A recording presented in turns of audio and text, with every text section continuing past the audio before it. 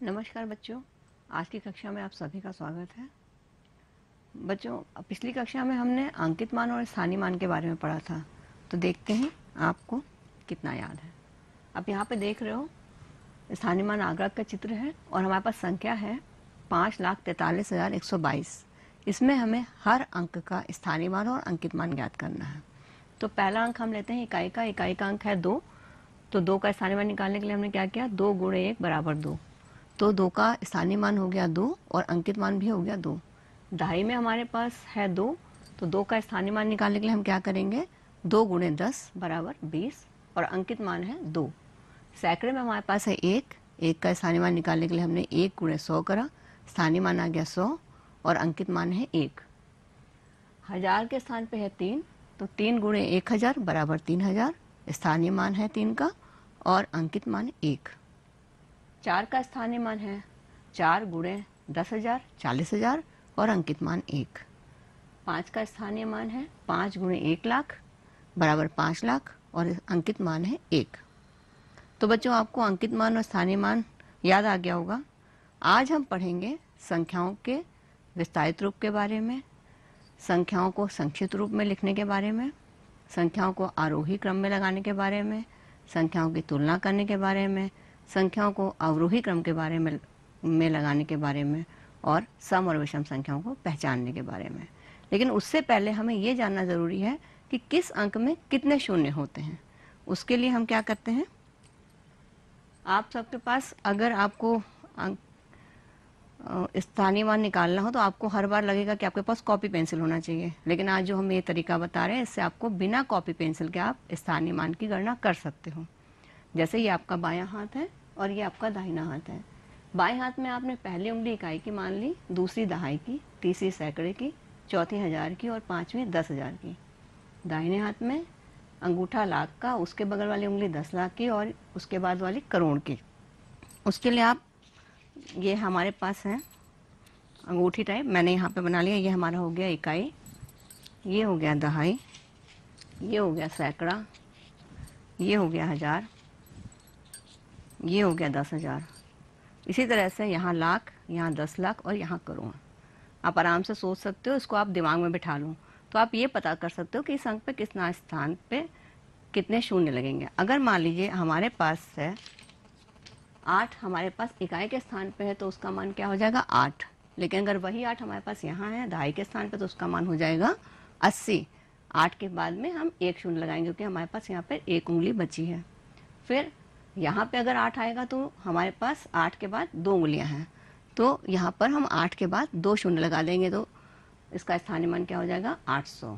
फिर अगर 8 यहाँ पे है उसके पीछे हम 3 0 लगा देंगे तो इसका मान हो जाएगा 8,000। यही 8 अगर 10,000 के स्थान पे है तो उसके पीछे हम 4 शून्य लगा देंगे, इसका मान हो जाएगा 80,000। यही 8 अगर लाख के स्थान पे तो उसके पीछे हमने 5 शून्य लगा दिए, इसका मान हो जाएगा 8 लाख। यही 8 अगर यहाँ 10 लाख के स्थान पे है तो उसके पीछे हमने 6 शून्य लगा दिए, इसका मान हो जाएगा 80 लाख। अगर यही 8 करोड़ के स्थान पे तो उसके पीछे हमने 7 शून्य लगा दिए तो हमारा 8 का मान हो जाएगा 8 करोड़। तो इस तरह से आप आराम से गिन सकते हो कि किस अंक पे कितने शून्य लगे होंगे। अब आइए देखते हैं विस्तारित रूप के बारे में। विस्तारित रूप, किसी भी संख्या का विस्तारित रूप लिखने के लिए उसके हर अंक के स्थानीय मान को जोड़ते हुए लिखते हैं। इसके पहले आपको स्थानीय मान कहा जाता था तो ये बोला जाता था कि दी गई संख्याओं में इस अंक का स्थानीय मान बताइए। अब इस विस्तारित रूप लिखने में क्या होता है, आपको हर अंक का स्थानीय मान लिखना होता है और उसको प्लस का निशान बीच में लगाते हैं। तो यहाँ पर देखिए हमारे पास संख्या दी है। पहली संख्या में हमारे पास हम स्थानीय मान लिखने में एक चीज़ का ध्यान रखते हैं, हमेशा हम इकाई की तरफ से शुरू करते हैं। तो सबसे पहले इकाई के स्थान पर हमारे पास क्या है 6, तो हमने सबसे पहले वहाँ पे इकाई की जगह लिख दिया 6। उसके बाद हमने प्लस का निशान लगाया, जोड़ का निशान लगाया। फिर हमारे पास दहाई का अंक है 4, तो दहाई के अंक पे 4 हमने लगाया और उसके बाद हमने 1 शून्य लगा दिया क्योंकि दहाई हमारा दूसरा अंक है। तो 2 अंक में दूसरे 2 अंक होते हैं तो 1 शून्य हो गया और 1 यहाँ पे 2 लिख गया, तो यहाँ पे हमने 40 लिख दिया। फिर हमने प्लस का निशान लगाया या जोड़ का निशान लगाया। फिर हमारे पास 2 है वो सैकड़े के स्थान पे, तो 2 के बाद हमने 2 शून्य लगा दिए। फिर जोड़ का निशान लगाया। फिर 5 हमारा हजार के स्थान पे, तो हमने 5 के बाद 3 शून्य लगा दिए। फिर हमने जोड़ का निशान लगाया। फिर 7 हमारा 10,000 के स्थान पे तो हमने 7 के बाद 4 शून्य लगा दिए, फिर हमने जोड़ का निशान लगाया। फिर 8 हमारा लाख के स्थान पे तो हमने 8 के बाद 5 शून्य लगा दिए, फिर हमने जोड़ का निशान लगाया। फिर 9 हमारा जो है यहाँ पे 10 लाख के स्थान पे तो इसके बाद हमने 6 शून्य लगा दिए और फिर जोड़ का निशान लगाया। फिर 3 हमारा करोड़ के स्थान पे है तो हमने 3 के बाद 7 शून्य लगा दिए। इसी तरह से अगले उदाहरण में देखते हैं हम। इकाई की संख्या पे हमारे पास क्या है 4, तो 4 हमने वहाँ लिखा। इकाई का अंक क्योंकि अकेला होता है तो 4 हमने अकेला लिखा। फिर प्लस का निशान लगा दिया या जोड़ का निशान लगा दिया। उसके बाद हमने लिखा दाएं का अंक हमारे पास 3 है तो हमने लिखा 30, फिर जोड़ का निशान लगाया। फिर हमारे पास सैकड़े का अंक है 9, 900 लिख दिया। फिर जोड़ का निशान लगाया। 1000 का अंक 8 है तो हमने 8000 लिख दिया। फिर जोड़ का निशान लगाया। 10,000 का अंक हमारे पास 7 है तो हमने 70,000 लिख दिया। जोड़ का निशान लगाया। लाख का अंक हमारे पास 6 है, 6 लाख लिख दिया। जोड़ का निशान लगाया। 10 लाख का स्थान पे हमारे पास 5 है तो हमने 50 लाख लिख दिया और फिर जोड़ का निशान लगाया। फिर करोड़ के स्थान पे 2 है तो हमने 2 करोड़ लिख दिया, यानी 2 के बाद 7 शून्य लगा दिए। इसी तरह अगले उदाहरण में देखते हैं। इसमें 1 हमारे पास है इकाई के अंक में तो हमने 1 वहाँ लिखा, फिर जोड़ का निशान लगाया। फिर 2 में यहाँ पे हमारे पास शून्य है तो शून्य का ये मतलब नहीं कि शून्य है तो हमें कुछ लिखना नहीं है, हमें प्लस लगाना है, शून्य लिखना है और शून्य के बाद एक शून्य और लिखना है क्योंकि शून्य दहाई के स्थान पे है। जैसे हमने आपको बताया था ये दहाई के स्थान पे 2 अंक होते हैं तो यहाँ पे अगर शून्य है तो एक शून्य आपको लगाना है, तो आपने वहाँ पे एक शून्य लगा दिया। फिर आपने जोड़ का निशान लगाया। फिर हमारे पास सैकड़े की जगह पे है 8, हमने 800 लिख दिया। फिर प्लस लगाया। फिर हमारे पास 1000 की जगह पे है 6, हमने 6000 लिख दिया। फिर प्लस लगाया। फिर 10,000 की जगह पे है 9 तो हमने 90,000 लिख दिया। फिर प्लस का निशान लगाया। फिर हमारे पास है लाख के स्थान पे 5, हमने 5 लाख लिखा, प्लस का निशान लगाया। फिर 10 लाख के स्थान पे हमारे पास है 4, 40 लाख लिखा, फिर प्लस का निशान लगाया और अंत में हमारे पास करोड़ में है 2 तो हमने 2 करोड़ लिख दिया। इस तरह से हम विस्तारित रूप लिख देंगे किसी भी संख्या का। अब आगे आते हैं संक्षिप्त रूप पे। संक्षिप्त रूप में लिखने के लिए क्या करते हैं, दिए गए विस्तारित रूप को संक्षिप्त रूप में लिखने के लिए हम उन्हीं सभी संख्याओं को स्थानीय मान के अनुसार जोड़ देते हैं। जैसे कि आप यहाँ देख रहे हैं, हमने यहाँ पे स्तंभ बनाया इकाई का, दहाई का, सैकड़े का, 1000 का, 10,000 का, लाख का, 10 लाख का और करोड़ का। और ये जो अंक है इनको हमने, जैसे इकाई के अंक पे है 4, हमने 4 लिख दिया। दहाई 30 है, 30 लिख दी। सैकड़ा 900 है, 900 लिख दिया। 1000 8 है तो 8000 लिख दिया। फिर 10,000 पे 70,000 है वो लिख दिया। 10 लाख पे 6 लाख, लाख पे 6 लाख है, 6 लाख लिख दिया। 10 लाख पे 50 लाख है, 50 लाख लिख दिया। और करोड़ पे 2 करोड़ है, 2 करोड़ लिख दिया और इसको जोड़ दिया। तो इसका आप ये देख रहे हो कि ये आपका जोड़ करके आ गया, लेकिन इसमें थोड़ा टाइम लगेगा। अगर आप चाहो कि आपको जोड़ना ना पड़े और आप ऐसे लिख लो तो आप क्या कर सकते हो, आप इकाई का अंक लिख लो, उसके बाद आप दहाई का अंक जो बायां अंक है वो आप लिख लो, उसके बाद सैकड़े का आप बायां अंक लिख लो, 1000 का बायां अंक लिख लो, 10,000 का बायां अंक लिख लो, लाख का बायां अंक लिख लो, 10 लाख का बायां अंक लिख लो और करोड़ का बायां अंक लिख लो। तो आपकी ये संख्या मानक रूप में लिख गई जो आप यहाँ देख रहे हो, यहाँ लिखी हुई है। सेम वही संख्या आएगी तो इसको आप आसानी से और जल्दी भी लिख लोगे। आपको ये समझ में आ गया होगा कि कैसे मानक रूप में लिखा जाता है संख्याओं को। अब आते हैं संख्याओं की तुलना कैसे करते हैं। तो संख्याओं की तुलना करने के लिए हमारे पास कुछ चिन्ह होते हैं जिससे आप ये पता कर सकते हो कि संख्या छोटी है या बड़ी है या बराबर है। तो चित्र में आप देख रहे हो कि इसमें तुलना में प्रयुक्त होने वाले चिन्ह छोटा, बड़ा या बराबर। सबसे पहले हम छोटे चिन्ह की बात करते हैं। तो छोटा चिन्ह जो होता है उसमें यहाँ पे आप देख रहे हो हमारे पास है 24 लिखा है और 68 लिखा है। तो 68 और 24 में क्या होगा, सबसे छोटा अंक कौन सा होगा दोनों गिनतियों में, 24 छोटा होगा। तो 24 की तरफ चिड़िया की चोंच बंद है और 68 की तरफ चिड़िया की चोंच खुली है, यानी कि चिड़िया की चोंच हमेशा बड़ी संख्या की तरफ खुली रहती है। इसको आप ऐसे याद कर सकते हो कि चिड़िया हमेशा ज़्यादा खाना चाहती है, इसलिए उसकी चोंच ज़्यादा खाने की तरफ खुली रहती है। और ज़्यादा खाने से आप रिलेट कर सकते हो संख्या को। तो जिधर बड़ी संख्या होगी उधर चिड़िया की चोंच खुली रहती है और कम संख्या की तरफ बंद रहती है। दूसरे उदाहरण में आप देख रहे हो जहाँ हम बड़ा के बारे में बता रहे हैं, यहाँ हमारे पास 644 है और यहाँ 132 है। तो 644 और 132 में कौन सी बड़ी है, 644 बड़ी है। तो जब चिड़िया ने देखा कि इधर की संख्या बड़ी है तो चिड़िया का मुंह इधर के बजाय इधर घूम गया, यानी कि इधर बड़ी संख्या है। तो बड़ी संख्या की तरफ चिड़िया की चोंच खुली है और छोटी संख्या की तरफ बंद है। इसको हम जब लगाते हैं तो ये निशान आप बड़ा हम ऐसे लगाएंगे और छोटा हम ऐसे लगाएंगे। फिर नीचे वाले में आप देख रहे हो जहाँ पे हम बराबर की बात करें वहाँ हमारे पास है 91 और 91, क्योंकि दोनों संख्याएं बराबर हैं तो इसमें हमने बराबर के चिन्ह लगाया और इस चिन्ह से आप पहले भी परिचित हो। तो चलिए देखते हैं तुलना करने के क्या नियम होते हैं। तुलना करने के लिए कुछ नियम होते हैं। सबसे पहला नियम होता है कि दोनों संख्याओं में जिस भी संख्या का अंक ज़्यादा होंगे तो वो संख्या बड़ी होगी। जैसे एक संख्या हमारे पास है जिसमें 3 अंक हैं, यानी कि इकाई, दहाई और सैकड़ा, और एक संख्या है जिसमें हमारे पास 4 अंक हैं, यानी कि इकाई, दहाई, सैकड़ा और हजार। तो कौन सा बड़ा होगा? हजार वाला बड़ा होगा कि सैकड़े वाला बड़ा होगा? हजार वाला बड़ा होगा। यही यहाँ पर है, आप देख रहे हो 1000 बड़ा है 512 से। दूसरा नियम है, जब दोनों संख्याओं के सभी अंक बराबर होते हैं तो संख्याएं बराबर होती हैं, यानी दोनों संख्याओं के अंक बराबर हों और उनके स्थानीय मान और अंकित मान दोनों बराबर हों तो वो संख्या बराबर होगी। अब यहाँ पे आप देख रहे हो हमारे पास संख्याएं हैं जिसमें 4-4 अंक हैं, जिसमें 4 अंक का मतलब कि 1000 तक हैं, 4 अंक हैं, जिसमें 1000 की संख्या पे लिखा है 4-4 वो बराबर है, सैकड़े में लिखा है 8-8 वो भी बराबर है, दहाई में लिखा है 6-6 वो भी बराबर है, और इकाई में लिखा है 1 वो भी बराबर है। तो इसका मतलब ये संख्याएं बराबर हैं। अब बात आती है, जब दोनों संख्याओं में अंक समान हैं तो हम पहचानेंगे कैसे, तुलना कैसे करेंगे? तो तुलना करने के लिए हम हमेशा क्या करते हैं, बड़ी अंक की तरफ से शुरू करते हैं, यानी इकाई की तरफ से नहीं शुरू करते हैं, बल्कि जो भी सबसे बायां बड़ा अंक होता है वहां से शुरू करते हैं। यहाँ पे हमारे पास 2 संख्याएं हैं जिसमें 4-4 अंक दोनों में हैं, तो उसमें हमारे पास 4 अंक का मतलब 4 अंक की संख्या, तो हमारे पास 1000 की संख्या है, तो सबसे पहले हम 1000 का अंक मिलाते हैं। तो इसमें हमारे पास है 6-6 दोनों है 1000 की तरफ, 1000 बराबर है। फिर हमें 3 अंक और मिलाने हैं। सैकड़े में हमारे पास है 8-8, ये दोनों बराबर हैं, ये हमने मिला दिया।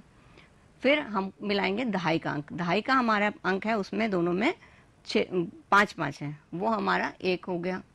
अब वो भी मिल गया। अब हमारे पास बचा है इकाई। इकाई में हम देख रहे हैं यहाँ पर हमारे पास एक है 7 और एक है 4, तो इकाई का अंक बराबर नहीं है। तो छोटी कौन सी संख्या और बड़ी कौन सी संख्या, ये आप समझ रहे हो। जिसमें 7 का अंक है वो बड़ी है और जिसमें 4 का अंक है वो छोटी है। तो आपको निशान लगा देना है, वो हमने यहाँ लगाया हुआ है कि 6857 बड़ा है 6854 से। तो आपको ये नियम समझ में आ गए होंगे, आगे अभी थोड़ा अभ्यास करेंगे तो और अच्छे से समझ में आ जाएगा। चलिए अब देखते हैं आरोही क्रम के बारे में। आरोही क्रम में जैसे आप यहाँ देख रहे हो चित्र बना हुआ है, छोटी लड़की सबसे पहले, उससे बड़ी, उसके बाद उससे बड़ी और सबके बाद सबसे बड़ी। तो आरोही क्रम होता क्या है पहले ये जानते हैं, फिर इसके बारे में बात करते हैं। आरोही क्रम में सबसे छोटी संख्या सबसे बाएं लिखते हैं, उसके बाद उस संख्या के दाईं तरफ उस संख्या से बड़ी संख्या लिखते हैं, फिर उसके दाईं तरफ उससे बड़ी संख्या लिखते हैं, और फिर उसके दाईं तरफ सबसे बड़ी संख्या लिखते हैं। यानी हम जो है यहाँ से शुरू करेंगे, सबसे छोटी गिनती सबसे पहले, उसके बाद उससे बड़ी, उसके बाद उससे बड़ी और उसके बाद सबसे बड़ी। तो यहाँ हमारे पास 4 संख्याएं लिखी हैं जिसमें हम पहले अंक देखेंगे कौन सी बड़ी कौन सी छोटी। सब में हमारे पास है 1 2 3 4, 1 2 3 4, 1 2 3 4, 1 2 3 4। सब में हमारे पास 4 अंक है, यानी 1000 का अंक सबके पास है। तो हम क्या करेंगे, सबसे पहले हम 1000 के अंक से शुरू करते हैं। 1000 के अंक में हमारे पास कौन कौन सी संख्या है, पहले है 9000, फिर 8000, फिर 5000, फिर 2000। तो अब इनमें सबसे छोटी संख्या कौन सी होगी, 2000 वाली छोटी होगी। तो हमने क्या करा, 2364 हमने यहाँ सबसे पहले लिख दिया। फिर उसके बाद हमारे पास अब बची कौन कौन सी, एक 9000 की बची, एक 8000 की बची, एक 5000 की बची। उसमें मेरे पास कौन से सबसे छोटी है, 5000 वाली। तो हमने यहाँ पर 5412 लिख दिया और इसके बीच में निशान लगा दिया कि 2364 छोटा है 5412 से। अब हमारे पास 2 संख्या बची, एक 8000 वाली, एक 9000 वाली। फिर हमने अब इसमें बड़ी कौन सी होगी और छोटी कौन सी होगी, 8000 की छोटी है, तो 5000 के बाद हमने 8000 वाली संख्या लिख दी और यहाँ निशान लगा दिया कि 5412 छोटा है 8654 से। और हमारे पास अब एक संख्या बची आखिरी, जो हमने सबसे दाईं तरफ लिख दी, क्योंकि सबसे बड़ी संख्या सबसे दाईं तरफ होती है। वो हमारी है 9876। अब यहाँ पे हमने यहाँ निशान लगा दिया कि 8,654 छोटा है 9,876 से। तो बच्चों आपको आरोही क्रम समझ में आ गया होगा। इसमें ध्यान रखना है कि सबसे छोटी संख्या सबसे पहले, उससे बड़ी उसके बाद, उससे बड़ी उसके बाद और सबसे बड़ी सबसे बाद में लिखते हैं। अब आते हैं अवरोही क्रम पे। अवरोही क्रम आरोही क्रम का ठीक उल्टा होता है। अब यहाँ पे जैसे आप देख रहे हो चित्र बना है, एक बड़ा बच्चा, उससे छोटा और सबसे छोटा।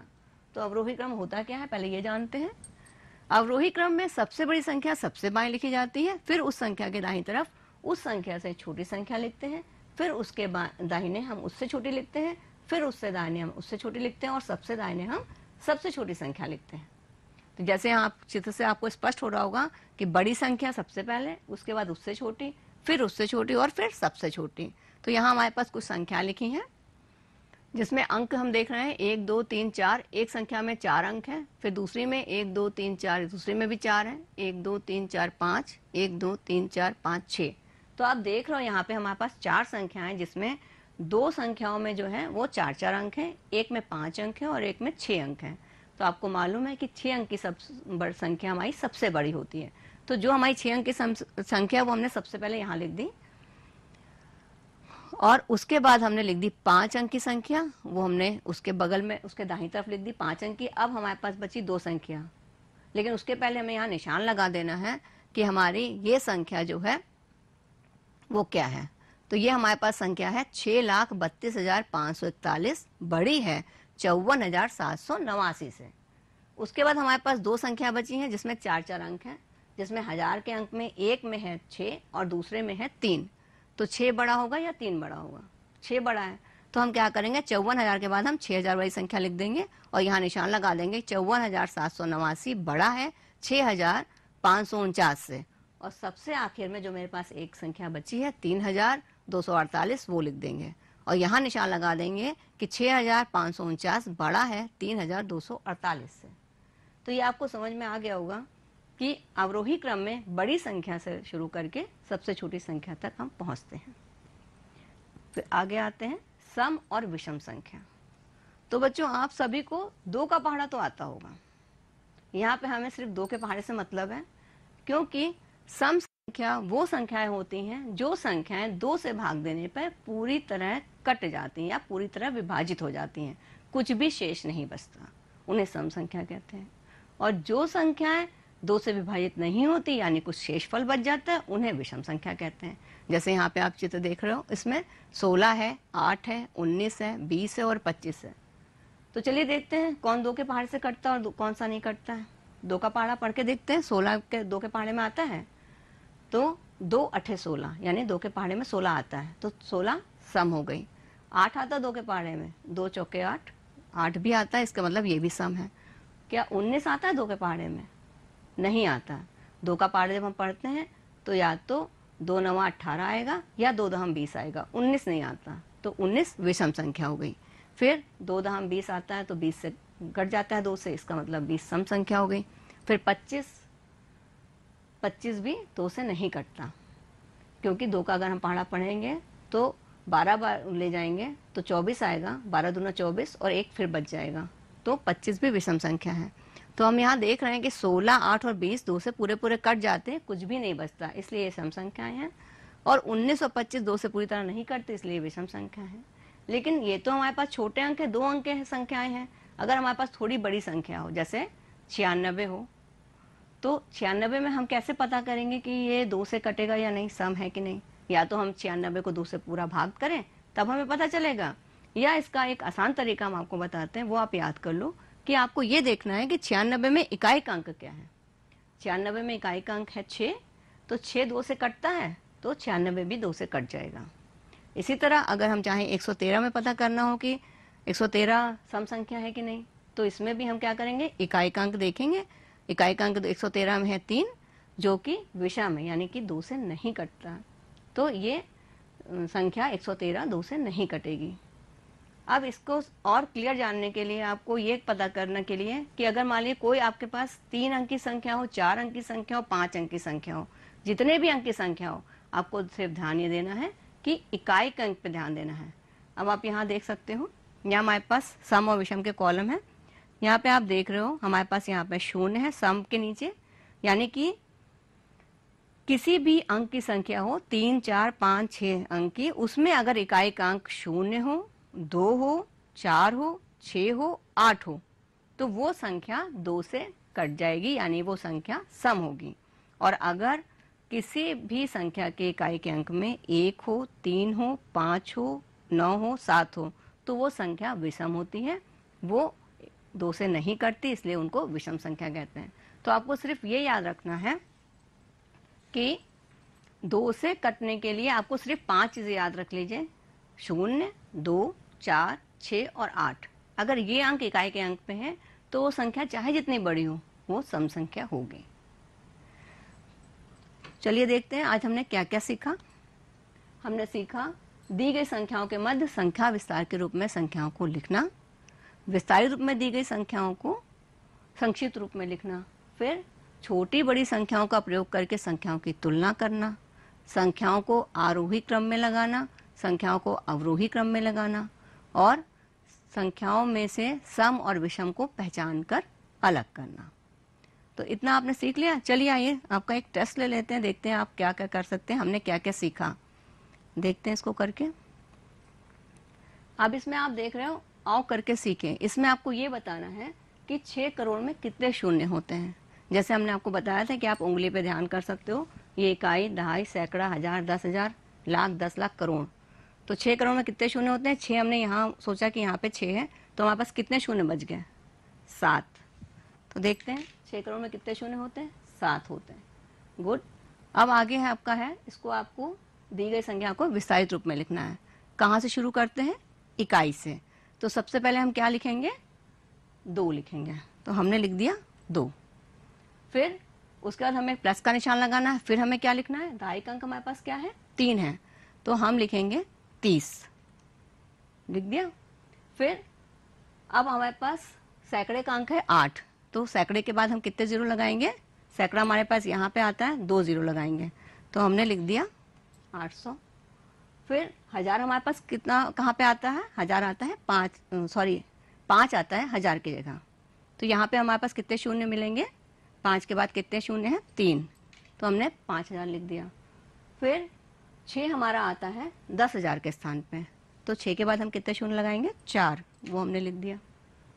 फिर हमारे पास आता है 4 लाख के स्थान पे, कितने शून्य लगेंगे? 5, वो हमने लिख दिया।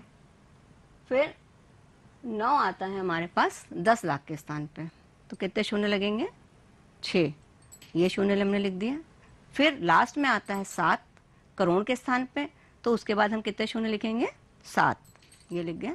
आपका विस्तारित रूप लिख गया। अब आता है ये तुलना करने की बारी। तुलना करने में हमारे पहले वाले सवाल पे आप ध्यान दो। सबसे पहले हम क्या करेंगे? अंक देखेंगे, किसमें अंक ज़्यादा है किसमें कम। इसमें कितने अंक हैं? 1, 2, 3, 4, 5, 6। इसमें 1, 2, 3, 4, 5, 6, ठीक है। दोनों में 6 अंक हैं, यानी 5 और 6 अंक, यानी कि लाख का। अब हमें ये देखना है या दोनों अंक बराबर हैं कि छोटे बड़े हैं। तो सबसे पहले हम कहाँ से शुरू करेंगे? लाख से शुरू करेंगे। अब ये लाख 5 है और ये लाख है 7, कौन सा बड़ा हुआ? हमारे पास बड़ा हो गया 7, तो हम चिड़िया की चोंच 7 की तरफ खुली रखेंगे, ठीक। फिर अगले प्रश्न में देखते हैं, दूसरे वाले प्रश्न में। इसमें हमारे पास संख्या कितनी है? 1, 2, 3, 4, 5, 6, 7। 1, 2, 3, 4, 5, 6, तो इसमें 7 अंक है, उसमें 6 अंक है। कौन सी संख्या बड़ी होगी? यानी कि चोंच किधर खुली रहेगी? 7 अंक की तरफ। तो हम इसमें निशान लगा देते हैं 7 अंक की तरफ खुला हुआ। तीसरे प्रश्न में देखते हैं। इसमें हमारे पास है 1, 2, 3, 4, 5, 6, 7, 8। 1, 2, 3, 4, 5, 6, 7, 8, 8 अंक दोनों में है। तो इसमें हम क्या करेंगे? करोड़ों की तरफ से जोड़ेंगे। तो इसमें देखिए आप 4 और 4 बराबर है, 3 और 3 भी बराबर है, 8 और 8 भी बराबर है, और यहाँ पर ये 5, ये 0 है और ये 5 है, तो इसमें जो है हमारा 5 बड़ा है और 0 छोटा है। तो हम क्या करेंगे? निशान हम लगा देंगे, जिधर 5 है उधर बड़ा है उधर छोटा है। फिर अगले में हमारे पास यहाँ पर है कितने अंक हैं? 1, 2, 3, 4, 5, 6, 7। 1, 2, 3, 4, 5, 6, 7। तो हम यहाँ से देखते हैं हमारे पास 6 बराबर है, 5 बराबर है, 8 8 बराबर है और यहाँ पे 9 ये बड़ा है और 0 छोटा है, तो हमारा निशान कैसा लगेगा? चिड़िया की चोंच इधर खुली रहेगी क्योंकि यहाँ 9 बड़ा है। आखिरी में हम देखते हैं इस वाले में 4 4 बराबर है, 3 3 बराबर है, 8 8 बराबर है, 9 9 बराबर है, 3 3 बराबर है, सॉरी 5 5 बराबर है, 0 0 बराबर है और 1 1 बराबर है। तो निशान हम क्या लगा देंगे? बराबर का। अब इसको आपको संक्षिप्त रूप में लिखना है। उसमें आपको करना क्या है? आपने 8 लिखना है, 4 लिखना है, 2 लिखना है, 7 लिखना है, 5 लिखना है, 9 लिखना है और 4 लिखना है। आपका मानक रूप आ जाएगा। ठीक है, अब आगे चलते हैं। आपके पास कार्यपुस्तिका मिल गई होगी आप लोगों को, उसका पेज नंबर 17 और 18 आप पेज निकाल लीजिए। देखिए उसमें पहला सवाल करा हुआ है। पहले वाले में पेज नंबर 17 पे आपको ऐसा दिखाई पड़ रहा है, इसमें आपको विस्तारित रूप में लिखना है। एक यहाँ उदाहरण करके दिया हुआ है इसलिए मैं बता नहीं रही हूँ, आपको वैसे ही लिखना है जैसे हमने आपको आज बताया है। और यहाँ पे एक उदाहरण करके दिखा रहे हैं, वो उसमें आपको संक्षिप्त रूप में लिखना है, विस्तारित रूप में दिया है, आपको गिनतियाँ लिखनी है डब्बे के अंदर। फिर आपका कार्य पुस्तिका की प्रश्न संख्या 20 और ये 21, इसमें आपको 6 का स्थानीय मान निकालना है। इसमें पहले अंक में दिया है 6 करोड़ के स्थान पे इन्होंने 6 को करोड़ से गुणा किया, इसका स्थानीय मान आ गया 6 करोड़। यहाँ हिंदी में इन्होंने 6 करोड़ लिखा है। ऐसे ही आपको ये पन्ना पूरा करना है। इसी तरह इसमें इन्होंने तुलना करी है कि आपका ये संख्या बड़ी है इस संख्या से, बाकी आपको संख्याएं पहचान के और तुलना के नियम याद करके तुलना करनी है। ठीक है, तो बच्चों आपके पास गिनतारा की अभ्यास पुस्तिका का पेज नंबर निकालिए। गिनतारा अभ्यास किताब होगी आपके पास पेज नंबर 16 पे। इसमें आपके नीचे लिखी संख्याओं को विस्तारित रूप में लिखना है और नीचे लिखी संख्याओं को संक्षिप्त रूप में लिखना है। हम इसमें एक एक सवाल आपको करके बताएंगे। तो पहले इसमें हम यहाँ लिखेंगे 2, फिर हमारे पास दहाई का अंक है इसमें 30, सैकड़े का अंक 4 है तो 400, 1000 का अंक है 5 तो 5000, 10,000 का अंक है 9 तो 9 के बाद 4 जीरो, और लाख का अंक है 3 तो 3 के बाद 5 जीरो। इसी तरह संक्षिप्त रूप में लिखने के लिए हम क्या करेंगे? 1 लिखेंगे, उसके दाहिने हम 5 लिखेंगे, फिर 7 लिखेंगे, फिर 8 लिखेंगे, फिर 1 लिखेंगे, फिर 2 लिखेंगे और फिर 4 लिखेंगे। हमारा संक्षिप्त रूप आ जाएगा। फिर अगले में आपको बड़ा या छोटा लिखना है। इसमें हम पहले देखते हैं कि हमारे पास अंक कितने, 1 2 3 4 5 6 7, 1 2 3